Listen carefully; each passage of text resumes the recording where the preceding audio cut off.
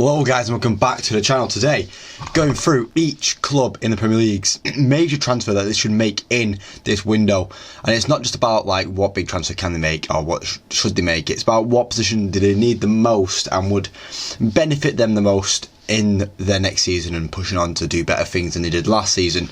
Obviously Man City can't do too much better than they did, but they can win the Champions League. Same with Arsenal, obviously, who are pushing on to try and win the league. They come so close 2 years in a row now, and people are saying they are just missing that out and out number 9 who's going to be scoring the goals, and I think everyone's going to know who I'm going to start with here, and that is Benjamin Sesko, someone who'd have been heavily linked with and heavily close to transferring into the team. It's £55 million it seems like they're going to have to pay, which isn't too bad, to be fair, for a player of Sesko's capabilities. Quite a bargain, depends on how he adapts to the Premier League. Obviously he might not adapt to the Premier League well enough, but if he does, he will be the guy. And people are saying, oh, he'll be back up to Havertz. He will not be a backup to Havertz. This guy will be the main starter. Havertz will drop deeper into the team and play in the midfield and allow Rice to be more of a holder, because right now he is getting a bit too high up the pitch for my liking anyway. On to Aston Villa, and Aston Villa in the Champions League now, and as you saw with Newcastle getting into the Champions League last season, sorry, you saw how the injuries in the games picked up and it kind of fell apart for them because they were under such intense amount of games. Like this year in the Europa Conference, Aston Villa could rest a few players in them group games because they weren't as tough games. But now they're going to need better depth of players to be playing in the Premier League and challenging in the Premier League to try and get Champions League again, and in the Champions League to try and do something historic for the club and win a second Champions League title, because you know they've already won it in the 80s. And I spoke on Giovanni Lo Celso, who I think he would just fit in at Villa. He would just do so well.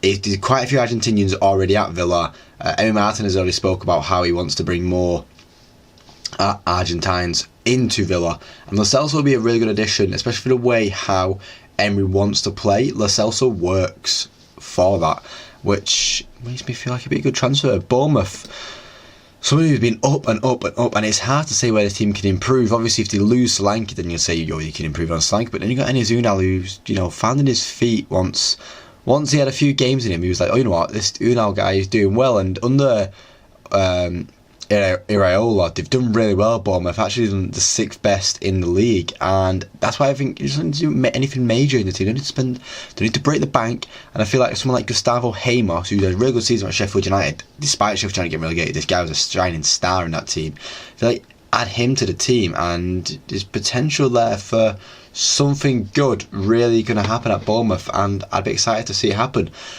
Brentford now, and Brentford probably need a striker. They're looking like they're going to lose Mbeumo, they're looking like they're going to lose Ivan Toney, so they have Johan Visser up front and Schade, and I feel like going for another relegated player like Bournemouth there, going for Adebayo, someone who's been linked with Everton a lot, but I feel like Brentford lose Toney, bring this guy in.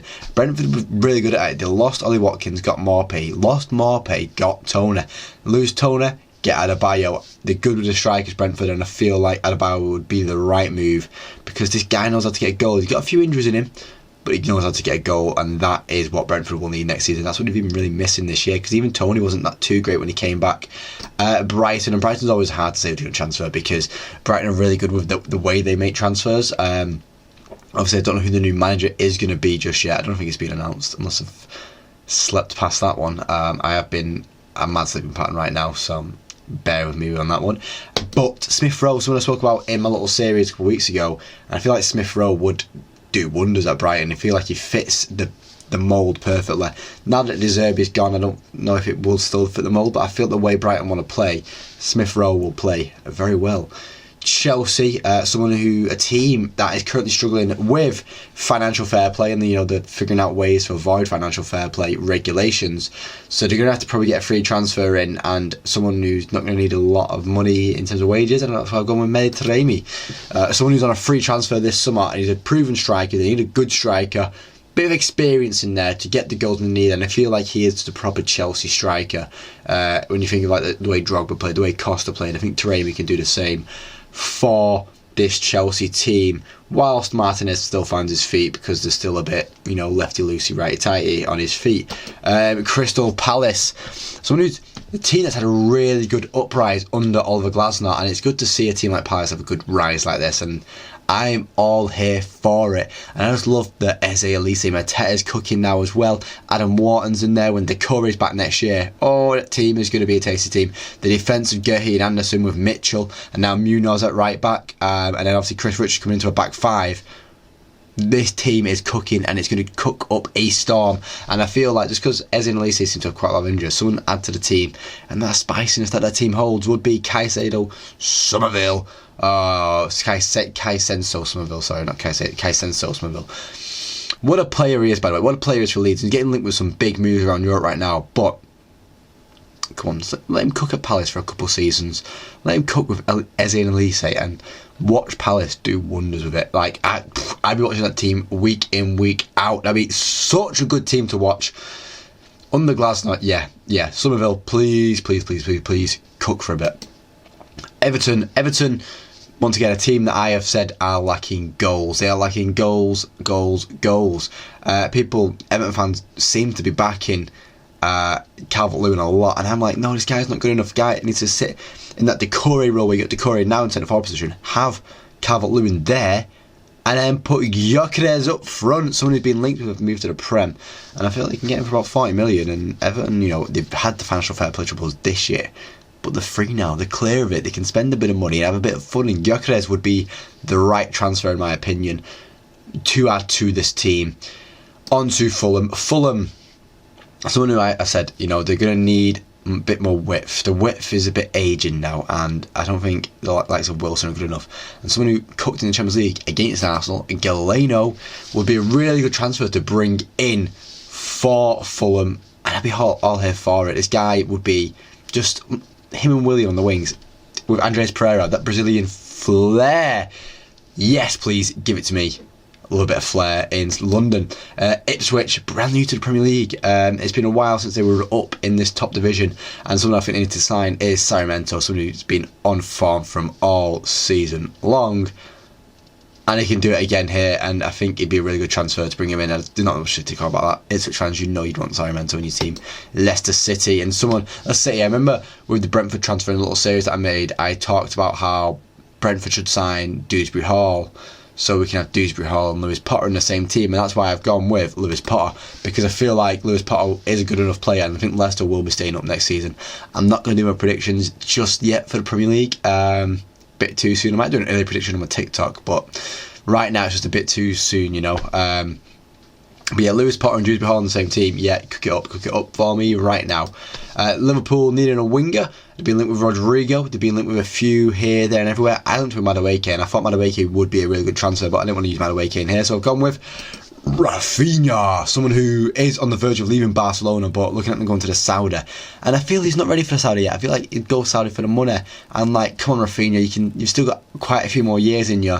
Go Liverpool for a bit and see how you do there. Manchester City now, and they need a fullback, and that's why I've gone Aït-Nouri. It's quick, he is quick, and he would do the business in fullback for him, and would allow Walker to get more rest, because then they play a centre back and right back and allow Aït-Nouri to be the one steaming up the pitch up and down, because the guy has got pace and he dribbles really well as well. Manchester United, I feel like we need a centre back, and that's why I've gone with Branthwaite, the one that we've been linked with the most in this window so far. But honestly, there's a lot that I'd take. I'd take Zabriani. I had a list in my head of like, I'd take Andre Silva from Benfica. There's a lot of defenders that I would take right now in Europe, but Branthwaite is obviously the most sought after. I actually, in my head, don't know if I would want Branthwaite, just because it feels like another Maguire, but we're not going to get into that too much yet. Newcastle United, and I think they've shown this season they need another midfielder in there to allow Bruno G further up the pitch. And so I've gone Palhinha, someone who is just calm, composed, making them tackles that are needed, breaking apart the play, and Palhinha would do the job there, and they've got the money to spend Newcastle, so they may as well spend it. Nottingham Forest, and I will die on this hill, they need a goalkeeper. I don't think Sells is good enough, he's too old. Why not bring in Ramsdale? Someone who we know is Prem proven, he's a good goalkeeper, and there's this agenda that he's not Ramsdale's a good goalkeeper, and he'd do really well at Forest. Southampton, and I feel like Southampton coming up, they need like another striker. I know they've got a few in the team, but I just don't think any of them are good enough for the Prem. So I've gone with someone who was at Southampton doing really well a couple of years ago. Danny Ings, bring him back. West Ham don't want him. West Ham don't need him. Send him back to Southampton and let him cook it up again. Spurs, they already have this player, but he's going to be leaving soon, you know, so why not sign him on a permanent? It's Timo Werner. I think he's done really well on that left side for Spurs, and keeping him about the club, I think it would do really well for him. West Ham, you got Lopetegui now coming in as manager. And I feel like they need another one of them attackers who, you know, he can play on the wing, he can play as attacking mid, he can play striker, and that's why I've gone with Hwang Hee-chan from Wolves, someone who Wolves will not be easily letting go of, but if they do let go of, they might struggle a bit. Obviously, people might go Neto, but I feel like they need someone like Hwang who can be here, there and everywhere. And he's had a really good season for Wolves, and he's played under Lopetegui before, so he knows what we're wanting of him. Seems like a good transfer to me. Wolves finally, you know, they just lost Hwang. Who should they sign? And I've gone with Signs from Norwich, someone who I spoke about in the videos a couple of weeks ago. And I feel like he would do really well for Wolves. And it just feels like the type of player Wolves should have in their team. But that is the end of this video now, guys. I do thank you for watching. Let me know who you want to see your club sign in the Premier League, because I'm interested in knowing that. And if you're not in the Premier League, let me know who you want to sign anyway, because that's what this channel's about. If I'm talking about football, guys. If you like the video, please leave a like. If you want to see more, subscribe, because I'm on the channel all the time. Thank you for watching, guys, and hopefully I do see you next time. Cheers.